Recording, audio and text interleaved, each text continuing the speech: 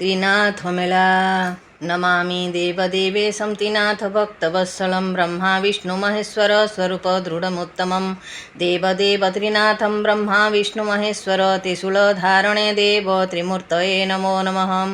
शुण सुजने देई मन त्रिनाथ मेलार आख्यान शुणिब होई एक चित्त पद पदके अमृत श्रीपुर बोलिण जे ग्राम विप्र मधुसूदन नाम से द्विजबर कथा शुण होइला तार पुत्र जन्म क्षीर नहिला ब्राह्मणीर कि खाई बंचिब कुमर ब्राह्मण मने विचारिला शुण द्विजबर बोइला पुत्र को क्षीर देवा पाई खोजी आण दुहालिया गाई शुणी ब्राह्मण कहे बाणी बाईकी होइलु ब्राह्मणी गरीब द्विज मुहि काहीं पाइबी दुहालिया गाई धन रत्नादि थिबा लोक कार्य अटई विवेक गंडाक थाई जेउ जन धन संपदे परिपूर्ण ताहाकु लोके सदा डरे ब्राह्मण कुबाके पचारे हेमंत द्विजबर बाणी शुणी दुखित से ब्राह्मणी आहे विधाता तु कि कलु दरिद्र घरे पुत्र देलु कि खाई बंचिब कुमर बालक हत्या हेब मोर क्षीर न पाई पुत्र मणि कांदिला लोटई धरणी देखि ब्राह्मण विचारई कि बुद्धि करिबई मोहि एते विचारी द्विजबर जे किछि धन थिला तार तंबा जे कंसा जाहा थिला श्रीपुर हाटरे बिकिला भिक्षारु करिण संचय करी से 5 टंका आय से टंका घेनिण ब्राह्मण मिलिला अपना भुवन निज पत्नी की ताहा देला देखि ब्राह्मणी तोष हेला बोइला द्विजबर शुण दुहाळ धेनु किणी आण ब्राह्मण 5 टंका नेई बुलिला ग्रामे ग्रामे जाई जे ग्रामे महाजन घर अत्यंत बड़ सौदागर से ग्रामे मिली द्विजबर देखि संतोष मन तार धन धान्य रे परिपूर्ण अटई कुबेर समान गोधन गुहाळ गुहाळ दैबे घटसूत्र बेल बहुला बोली एक गाई से बड़ ओलिया अटई बिलकु चरी बुली जाई पड़िसा बाड़ी रे पसई क्षति करई से पार ओलारी खाए घर द्वार दिने देखिला सौदागर होई को परे थरहर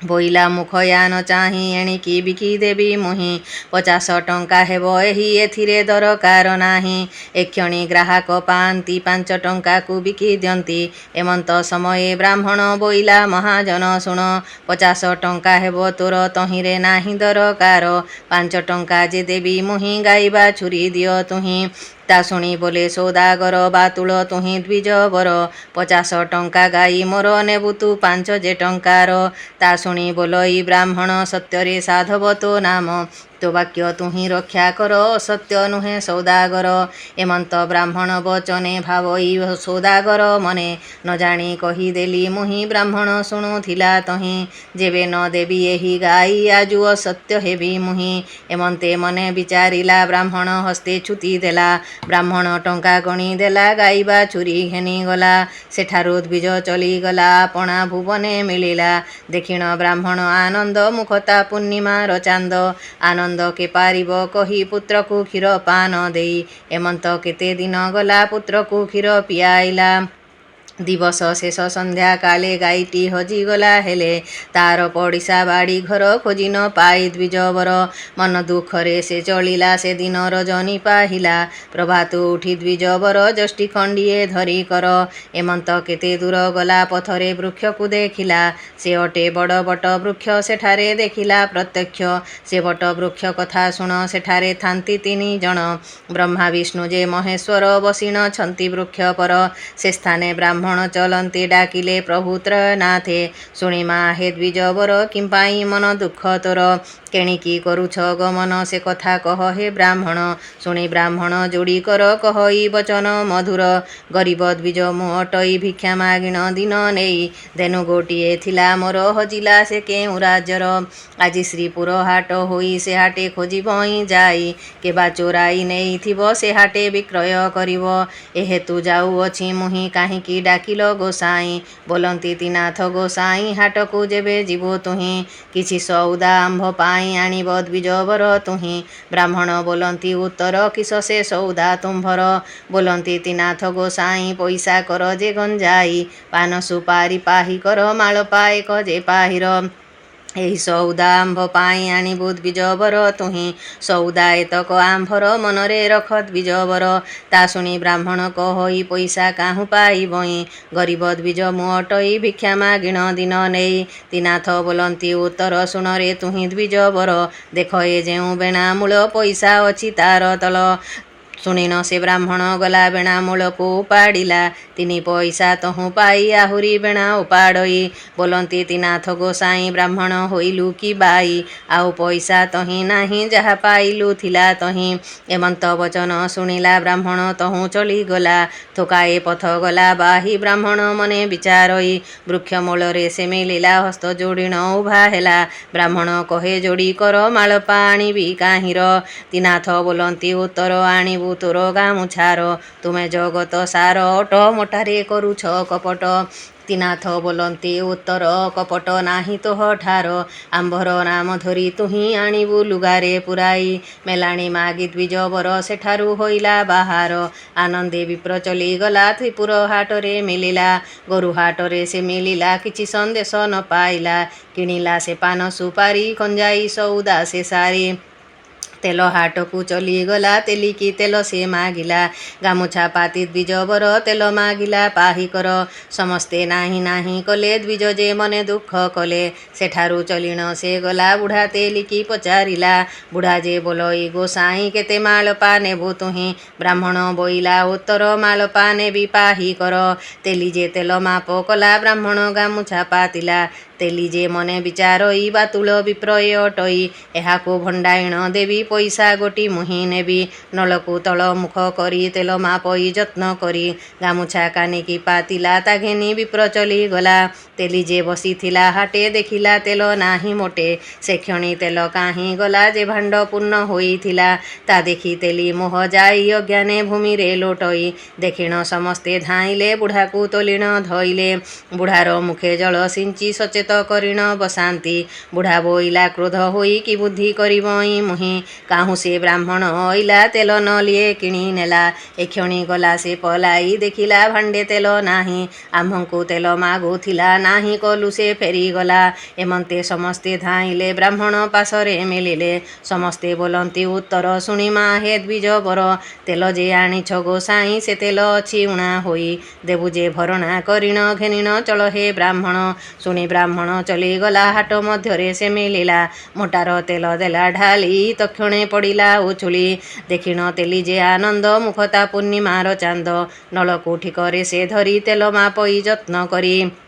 ବ୍ରାହ୍ମଣ ଲୁଗାରେ ସେ ଦେଲା ଘେନି ବ୍ରାହ୍ମଣ ଚଲିଗଲା, ମିଳିଲା ଯାଇ ବୃକ୍ଷ କତି ଯେ ବୃକ୍ଷେ ତ୍ରିନାଥ ଅଛନ୍ତି। ତାଙ୍କର ସଉଦା ସେ ଦେଇ ମେଲାଣି ତାହାଙ୍କୁ ମାଗଇ। ତ୍ରିନାଥ ବୋଲନ୍ତି ଉତ୍ତର ଶୁଣି ମା ହେଉ ଦ୍ୱିଜବର, ଦେଖିଣ ଏ କଷ୍ଟ ତୁମ୍ଭର ସୁଦୟା ହୋଇଲା ଆମ୍ଭର। ଏକଥା ଆମ୍ଭଠାରୁ ଶୁଣ ସେବତୁ ଆମ୍ଭର ଚରଣ, ଦୁଃସହ ଦୁଃଖ ଯିବ ତୋର ସମ୍ପଦ ମିଳିବ ପାର। ତା ଶୁଣି ବ୍ରାହ୍ମଣ କହଇ କି ଦ୍ରବ୍ୟ ପୂଜା କରିବଇଁ। ତ୍ରିନାଥ ବୋଲନ୍ତି ଉତ୍ତର ଶୁଣ ଗରିବ ଦ୍ୱିଜବର, ଦ୍ରବ୍ୟ ଯେ ନ ଲାଗଇ ଅତି ଅଳପେ ହେଉ ଯେ ତୃପତି, ଏହି ଯେ ସଉଦା ଆମ୍ଭର ଅଟଇ ତିନି ପଇସାର। ତ୍ରିନାଥ ନିଜ ପୂଜା ଏହି ମେଳା ତୁ ଦିଅ ବିପ୍ର ସାଇଁ, ଚିଲମ ତିନି ଗୋଟି କରି ଗଞ୍ଜାଇ ଦଳି ତହିଁ ଭରି।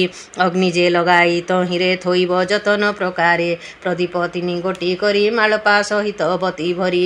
ପାନ ସୁପାରି ସଜାଡ଼ିବ ଆସ ହେ ତ୍ରିନାଥ ବୋଲିବ, ରାତ୍ରର ପ୍ରଥମ ପ୍ରହରେ ଆପଣା ମନ୍ଦିର ଭିତରେ। ଡକାଇ ସର୍ବପ୍ରିୟ ଜନେ ପୂଜିବ ତ୍ରିନାଥ ଚରଣେ, ନିତ୍ୟ ଆମ୍ଭ ତହିଁ ଦେଇ ସକଳ ପଦାର୍ଥ ଯୋଗାଇ। ନୈବେଦ୍ୟ କେବେ ନ କରିବ କେବଳ ସମର୍ପଣ ଦେବ, ଏମନ୍ତ କରି ମେଳା ଦିଅ ସକଳ ପାପୁ ପାରି ହୁଅ। ତା ଶୁଣି ଦରିଦ୍ର ବ୍ରାହ୍ମଣ ମେଳା ସେ କଲା କବିଆଣ, ବୃକ୍ଷ ମୂଳରେ ମେଳା ଦେଇ ସାଜି ରଖିଲା ସେ ଗଞ୍ଜାଇ। ଦୀପ ଜଳନେ ନାହିଁ ବତି ବିଚାରଇ ସେ ଦ୍ୱିଜପତି, ତ୍ରିନାଥ ବୋଲନ୍ତି ଉତ୍ତର ଗାମୁଛା କାନି ଚିର ତୋର। ତା ଶୁଣି ବ୍ରାହ୍ମଣ କହଇ ଗରିବ ଦ୍ୱିଜ ମୁଁ ଅଟଇ, ଭିକ୍ଷା ମାଗିଣ ଦିନ ନେଇ ଏ ରୂପେ କୁଟୁମ୍ବ ପୋଷଇ। ଅନ୍ନ ବସ୍ତ୍ରରେ ମୁହିଁ ଦୁଃଖୀ ଗାମୁଛା ମାଗିଣ କରିଛି। ଦୀପ ଜଳନେ ବତି ନାହିଁ ବିଚାରେ ଦ୍ୱିଜବର ତହିଁ। ଗାଇକି ମୋର ଚୋର ନେଲା ଗାମୁଛା ଚିରି ବତି ହେଲା। କୁଟୁମ୍ବ ଉପବାସ ରହି ମୋତେ ଯେ ଥିବ ବାଟ ଚାହିଁ। କି ବୁଦ୍ଧି କରିବଇ ମୁହିଁ ବସିଣ ମନରେ ଭାବଇ। ତ୍ରିନାଥ ବୋଲନ୍ତି ଉତ୍ତର ବ୍ରାହ୍ମଣ ଭାବନା ନ କର। ଗାଇବା ଛୁରୀ ତ ମିଳିବ ଧନ ସମ୍ପଦ ପୂର୍ଣ୍ଣ ହେବ। ବସ୍ତ୍ର ହିଁ ବହୁତ ମିଳିବ ଧନ ସମ୍ପଦ ପୂର୍ଣ୍ଣ ହେବ। ବ୍ରାହ୍ମଣ କହେ ଯୋଡ଼ି କର ଯେବେ ଭାଗ୍ୟ ହେବ ମୋର। ଦେବି ଯେ ପାଞ୍ଚ ମେଳା ମୁହିଁ ଏକଥା ମୋର ସତ୍ୟ ହୋଇ। ଦୀପ ଜଳନେ ଅଗ୍ନି ନାହିଁ କି ବୁଦ୍ଧି କରିବି ଗୋସାଇଁ। ତ୍ରିନାଥ ବୋଇଲେ ରେ ଦ୍ୱିଜ ତୋବେନି ନୟନକୁ ବୁଝ। ବ୍ରାହ୍ମଣ ନୟନ ବୁଜନ୍ତେ ଦୀପ ଜଳିଲା ଅକସ୍ମାତେ। ବ୍ରାହ୍ମଣ ଆନନ୍ଦ ହୋଇଲା ପ୍ରଭୁଙ୍କ ମେଳା ପୁଣି ଦେଲା। ମେଳା ଦେଖିଣ ଦ୍ୱିଜବର ଆନନ୍ଦେ ଯୋଡ଼ିବେନି କର। ଖଣ୍ଡେ ଦୂରକୁ ଘୁଞ୍ଚିଗଲା ସାଷ୍ଟାଙ୍ଗେ ପ୍ରଣିପାତ କଲା। ମେଲାଣି ଦେଖି ଦ୍ୱିଜବର ସେଠାରୁ ହୋଇଲା ବାହାର। ଏମନ୍ତ ଖଣ୍ଡେ ଦୂର ଗଲା ପଥରେ ଗାଈକୁ ଦେଖିଲା। ବ୍ରାହ୍ମଣ ମନେ ବିଚାରିଲା ମୋତେ ତ୍ରିନାଥ ଦୟା ହେଲା।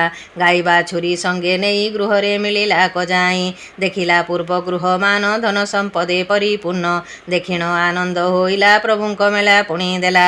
ସକଳ ଲୋକଙ୍କୁ ଅଣାଇ ପୂର୍ବ ବିଧିରେ ମେଳା ଦେଇ। ମେଳାର ଭିଆଣ କହିଲା ସକଳ ଲୋକ ବିଦା କଲା। ଦରିଦ୍ର ଲୋକ ଯେତେ ଥିଲେ କୋଟିଏ ସମ୍ପଦ ପାଇଲେ। ଧନ ହୋଇଲା ଅପ୍ରମିତ ଚତୁର୍ବର୍ଗ ଯେ ପରାପତ। ରାଜେ ଯେତେକ ସୌଦାଗର ନହିଲା ତାଙ୍କର ବେପାର। ସମସ୍ତେ ଧନବନ୍ତ ହୋଇ ଧାର କରଜ କଲେ ନାହିଁ। ରାଜେ ବୋଇଲେ ସୌଦାଗର କିମ୍ପା ଅଇଲା ଆମ୍ଭପୁର। ଶୁଣି ବୋଇଲେ ମହାଜନ ଆମ୍ଭ ଗୁହାରି ତୁମ୍ଭେ ଶୁଣ। ମଧୁସୂଦନ ଯେ ବ୍ରାହ୍ମଣ ଦରିଦ୍ର ଭିକ୍ଷୁକ ସେ ଜାଣ। ଶ୍ରୀପୁର ହାଟରେ ସେ ଯାଇ ତ୍ରିନାଥ ନାମେ ମେଳା ଦେଇ। ତ୍ରିନାଥ ବୋଲି ଯେ ଠାକୁର ତାଙ୍କୁ ପୂଜିଲେ ଦ୍ୱିଜବର। ଅନ୍ଧ ବଧିର ଲୋକ ଯେତେ ମୁକ ଯେ ହୋଇଲେ ସମସ୍ତେ। ପୂର୍ଣ୍ଣ ହୋଇଲା ଧନ ଧାନ୍ୟ ଯେ ସନେ କୁବେର ସମାନ। ବେପାର ବୁଡ଼ିଲା ଆମ୍ଭର କି ରୂପେ ହେବ କାରବାର। ଏକଥା ଶୁଣି ନନୁପତି ହୋଇଲା ବଡ଼ କୋପମୂର୍ତ୍ତି। ସକଳ ପରଜା ଡକାଇ ବୋଇଲା ରାଜା ରୋଷ ହୋଇ। ତ୍ରିନାଥ ବୋଲି କି ଠାକୁର ତାହାଙ୍କୁ ତୁମ୍ଭେ ପୂଜା କର। ସେ ପୂଜା ଯେ ଜନ କରିବ 50 ଟଙ୍କା ସେହୁ ଦେବ। 6 ମାସ କଏଦି ଖଟିବ ନହେଲେ ଶୂଳି ସେ ପାଇବ। ଏମନ୍ତେ ସର୍ବେ ଶୁଣିଗଲେ ଆପଣା ଭୁବନେ ମିଳିଲେ। ପ୍ରଭୁ ଯେ କଥା ଜାଣିଲେ ରାଜାକୁ ଦଣ୍ଡ ସେ ବହିଲେ।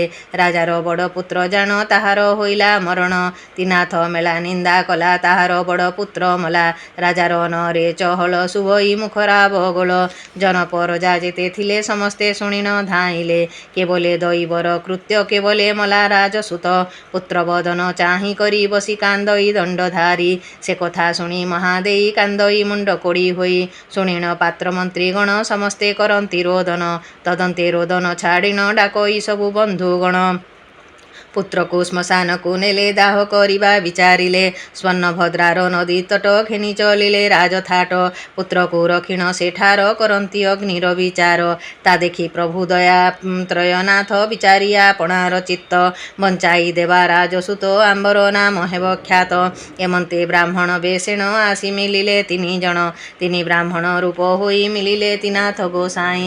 ବୋଇଲେ ଶୁଣ ରାଜଥାଟ କିମ୍ପା ଆସି ବସିଛ ରାଜଘାଟ। ସକଳ ଲୋକ ମେଳି ହୋଇ ଏଠାରେ ବସିଛ କିମ୍ପାଇଁ। ଏ ପିଲା ଶୋଇଛି କିମ୍ପାଇଁ ଏହାର ହୃଦେ ଜ୍ଞାନ ନାହିଁ। ଏକଥା ଶୁଣିଣ ସମସ୍ତେ କହନ୍ତି ତ୍ରିନାଥ ଅଗ୍ରତେ। କିବା କହିବୁ ଦ୍ୱିଜବର ମଲା ଯେ ରାଜାର କୁମର। କି ଦୋଷ କଲା ନର ସାଇଁ ତା ପୁତ୍ର ମଲା ଯେ କିମ୍ପାଇଁ। ତ୍ରିନାଥ ବୋଲନ୍ତି ଉତ୍ତର ମରି ନାହିଁ ରାଜକୁମର। ତ୍ରିନାଥ ଅପରାଧୀ ସେହି ସେଥି ଯୋଗୁ ତା ମୃତ୍ୟୁ ହୋଇ। ଏବେ ହୋ ଚିନ୍ତ ତ୍ରୟନାଥ ଉଠି ବସିବ ତାର ସୁତ। ମେଳା ଯେ ମାନୁନୁ ପବର ତେବେ ବଞ୍ଚିବ ତୁ କୁମର। ଏତେ କହିଣ ପ୍ରଭୁ ତହିଁ ଶୂନ୍ୟରେ ଗଲେ କହୁ ଭାଇ। ତ୍ରିନାଥ ନାମ ସପ୍ତବାର କହିଲେ ପୁତ୍ରର କର୍ଣ୍ଣର। ମାନଇ ସେହି 5 ମେଳା ଉଠି ବସିଲା ରାଜବାଳା। ତ୍ରିନାଥ ନାମ ପୁଣ ପୁଣ ସର୍ବେ କରନ୍ତି ଉଚ୍ଚାରଣ। ଦେଖିଣ ହୋଇଲେ ଆନନ୍ଦ ମୁଖ କି ପୂର୍ଣ୍ଣିମାର ଚାନ୍ଦ। ଶୁଭଇ ମୁଖରାବ ଗୋଳ ଯେ ସନେ ସମୁଦ୍ର ହିଲ୍ଲୋଳ। ଏକାଳେ ଏକ ସୌଦାଗର ନାବ ଘେନିଣ 10 ଥର। ନାବ ଘେନିଣ ଯାଉଥିଲା ସ୍ୱର୍ଣ୍ଣଭଦ୍ରା କୂଳେ ମିଳିଲା। ନାବକୁ କୂଳରେ ଖଟାଇ ସେ ସ୍ଥାନେ ମିଳିଲା କଯାଇଁ। ବୋଲଇ ଶୁଣ ସର୍ବଜନ ତ୍ରିନାଥ ବୋଲି କିସ ନାମ। ଏହା ଯେ ବୋଲୁଛ ମୁଖରେ ଶୁଣିମା ଶ୍ରଦ୍ଧା ମୋ ଚିତ୍ତରେ। ତା ଶୁଣି ରାଜଲୋକ କହି ଶୁଣ ହୋ ମହାଜନ ଭାଇ। ସେ ବ୍ରହ୍ମା ବିଷ୍ଣୁ ମହେଶ୍ୱର ତ୍ରିନାଥ ନାମେ ସେ ଠାକୁର। ତାଙ୍କୁ ଅମାନ୍ୟ ରାଜା କଲା ତହିଁର ଫଳ ସେ ପାଇଲା। ରାଜାର ବଡ଼ ପୁତ୍ର ଜାଣ ତାହାକୁ ହୋଇଲା ମରଣ। ମୃତ ବାଳକ ଆମ୍ଭେ ଜାଣି ଦେବାକୁ ବସିଥିଲୁ ବହ୍ନି। ତା ଦେଖି ପ୍ରଭୁ ଦୟା କଲେ ମୃତ ବାଳକ ବଞ୍ଚାଇଲେ। ଆମ୍ଭେ ମାନିଲୁ ପାଞ୍ଚ ମେଲା ଉଠି ବସିଲା ରାଜବାଲା। ତା ଶୁଣି ଧନୀର କୁମର ଆନନ୍ଦ ହୋଇଲା ମନର। ଏମନ୍ତ ପ୍ରଭୁ କାହିଁ ଥିଲେ ମୃତ ବାଳକ ବଞ୍ଚାଇଲେ। ସାତ ନୌକାଏ ଯେ ମୋର ଲାଗିଛି ନଦୀର କୂଳର। ଶୁଭରେ ଫେରି ନ ଆସିବି ଗୃହକୁ ଗମନ କରିବି। କିଛି ଅନିଷ୍ଟ ନ ଦେଖିବି ପ୍ରଭୁଙ୍କୁ ପାଞ୍ଚ ମେଳା ଦେବି। ଏମନ୍ତ କାମନା ସେ କଲା ନାବ ଚଳାଇ ବେଗେ ଗଲା। ବିଦେଶେ ରହି ମହାଜନ ଲାଭ ପାଇଲା ବହୁ ଧନ। ପ୍ରବେଶୀ ନିଜ ରାଜ୍ୟେ ଯାଇ ନାବକୁ କୂଳରେ ଲଗାଇ। ମାଝି ମାଳଦା ଯେତେ ଥିଲେ ଗୃହକୁ ଧନ ବୋହି ନେଲେ। ଧନର କ୍ଷୀଣ ଭଣ୍ଡାରର ଆନନ୍ଦ ହେଲା ସୌଦାଗର। ତା ଜାଣି ପ୍ରଭୁ କୋପ କଲେ ଧନୀକୁ ଦଣ୍ଡ ସେ ବିହିଲେ। ଅର୍ଦ୍ଧେକ ମାଲ ନେଇଥିଲା ଅର୍ଦ୍ଧେକ ଜଳରେ ବୁଡ଼ିଲା। ମାଝି ମାଳଦା ଯେତେ ଥିଲେ ସମସ୍ତେ ଜଳରେ ବୁଡ଼ିଲେ। ତା ଦେଖି ଧନୀର କୁମର ଅଜ୍ଞାନେ ଲୋଟଇ ଭୂମିର। ସଚେତ ହୋଇ ପୁଣ ପୁଣ କାନ୍ଦେ ବିଧାତା ସୁମରିଣ। ଶୂନ୍ୟରେ ଥାଇ ତ୍ରୟନାଥ ଡାକିଲେ ଶୁଣ ଧନୀ ସୁତ। ତୁ ଯେ ନ ଦେଲୁ ଆମ୍ଭ ମେଲା ସେ ଯୋଗୁଁ ବୁଡ଼ିଲା ତୋ ଭେଳା। ଯେବେ ତୁ ପାଞ୍ଚ ମେଳା ଦେବୁ ତେବେ ତୁ ଭେଳା ତୁ ପାଇବୁ। ଏମନ୍ତ ଶୁଣି ସୌଦାଗର ବିଚାରେ ଆପଣା ମନର।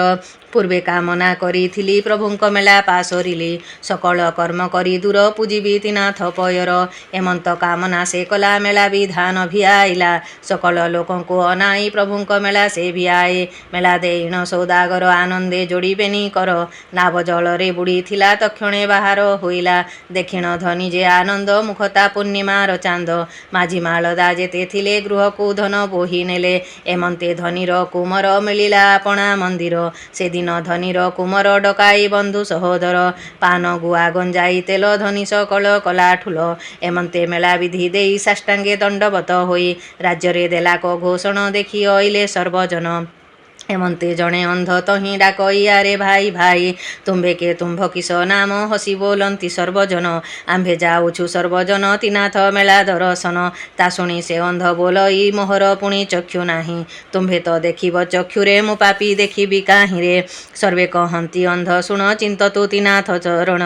ଭଲ ହୋଇବ ଚକ୍ଷୁ ତୋର ଦେଖିବୁ ପୂଜା ପ୍ରଭୁଙ୍କର। ଏହା କହିଣ ଚଲିଗଲେ ତ୍ରିନାଥ ପୂଜାରେ ମିଳିଲେ। ଅନ୍ଧ ଯେ ବସିଣ ବାଟରେ ତ୍ରିନାଥ ଜପଇ ମନରେ। ଏମନ୍ତେ ଅନ୍ଧ ଜପୁଥିଲା କିଞ୍ଚିତେ ମାତ୍ର ଦୃଶ୍ୟ ହେଲା।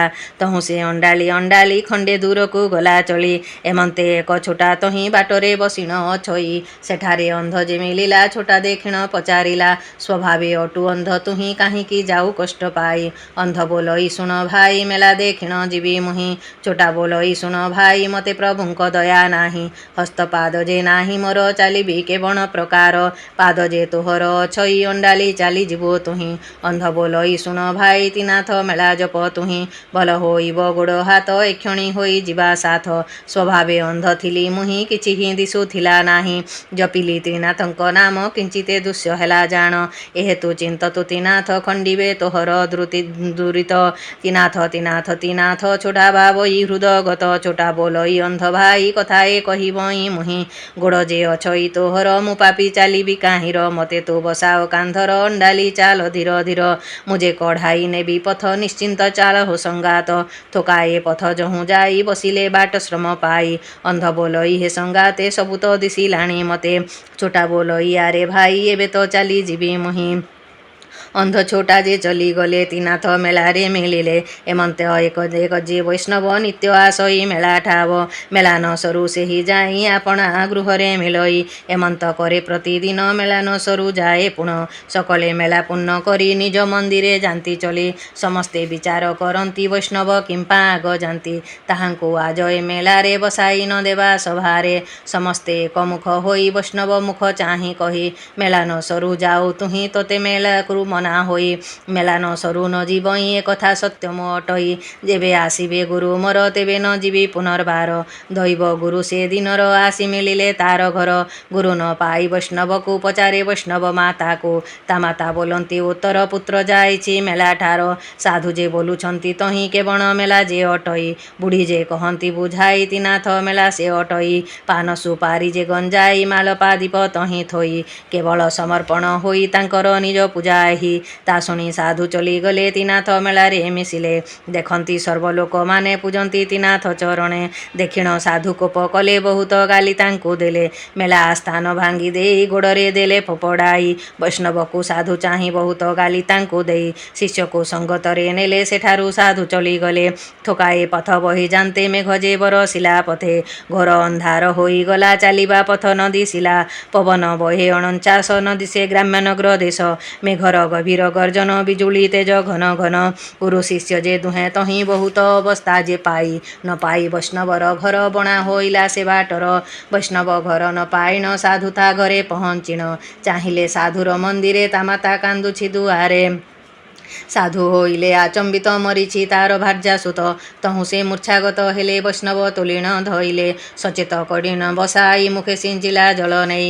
ବୈଷ୍ଣବ କହିଲା ଗୋସାଇଁ ତ୍ରିନାଥ ଦ୍ରୋହୀ ଅଟ ତୁହି। ତ୍ରିନାଥ ମେଳା ତୁ ଭାଙ୍ଗିଲୁ ତହିଁର ଫଳ ତୁ ପାଇଲୁ।